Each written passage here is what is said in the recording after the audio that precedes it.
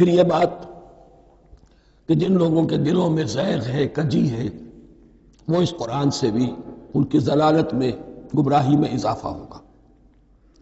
جو لوگ طالب حق ہیں ان کو یہ قرآن مجید ہدایت دے گا۔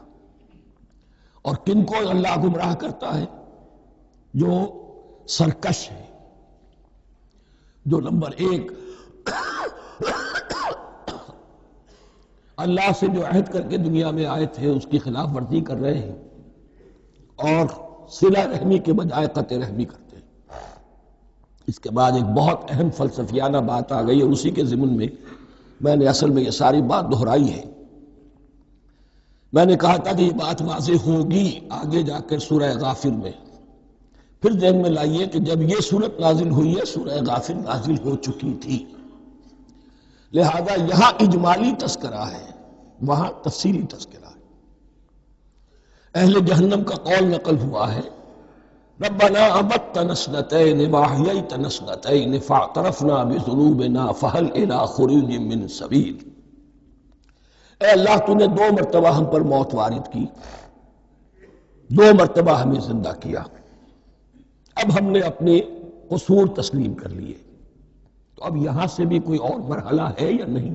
یہاں سے نکلنے کا بھی کوئی راستہ ہے یا نہیں؟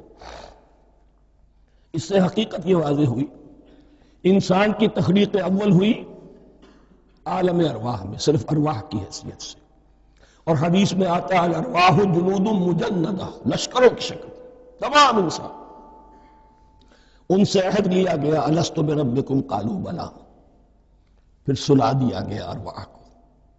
یہ گویا کہ پہلی موت تھی جو ہم گزار آئے۔ پھر عالم خلق کا مرحلہ آیا۔ عالم خلق میں یہ تناسل کے ذریعے سے رحم مادر میں جب ایک جنین تیار ہوتا ہے تو ایک حدیث ہے حضرت عبداللہ ابن مسعود سے، 4 مہینے کا جب جنین ہو جاتا ہے تو اس کے بعد وہ روح لا کر اس میں پھونک دی جاتی ہے۔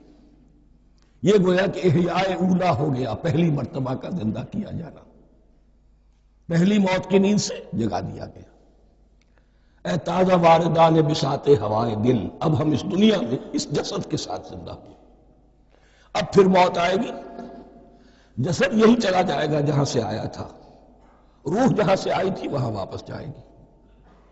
ثم یمیتکم ثم یحییکم ثم الیہ ترجعون، پھر تمہیں اللہ کی طرف لوٹا دیا جائے گا۔ یہ ہے بہت گہرا نقطہ فلسفہ دین کا۔